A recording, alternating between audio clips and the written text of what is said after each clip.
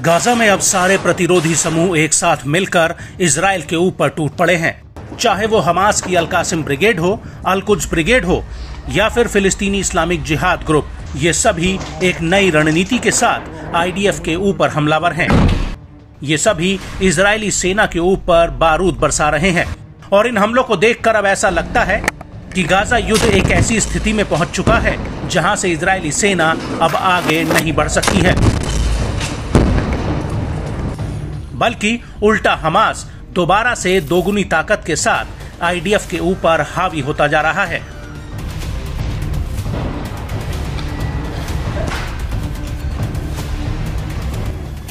दरअसल हमास की सैन्य शाखा अल-कासिम ब्रिगेड ने मार्स मिलिट्री साइट पर इकट्ठा हो रहे इजरायली सैनिकों के ऊपर शॉर्ट रेंज रजूम रॉकेट से एक बड़ा हमला किया है।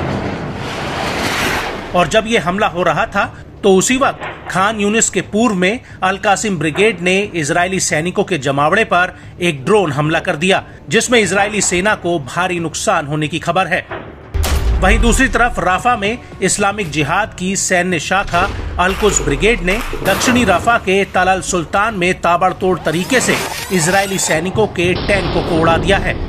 अल-कुद्स ब्रिगेड का कहना है कि उसने आईडीएफ के 2 टैंकों पर आरपीजी रॉकेट बरसाए हैं।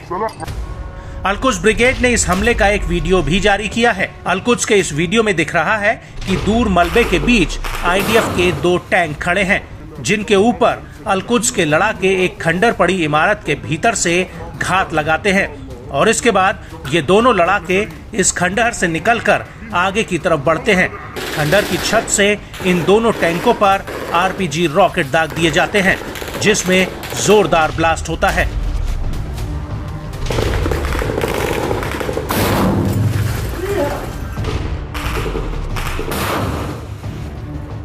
और इस हमले के बाद आईडीएफ का एक बुलडोजर टैंक को खींचकर ले जाता हुआ दिख रहा है।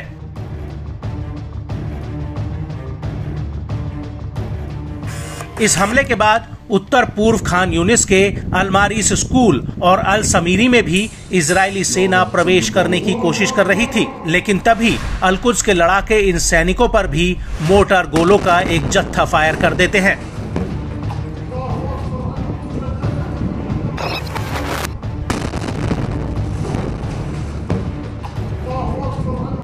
अल-कुद्स का कहना है कि जब उसने आईडीएफ पर हमला किया तो उसके कुछ ही देर बाद वहां पर आईडीएफ का रेस्क्यू हेलीकॉप्टर उतरता हुआ दिखा।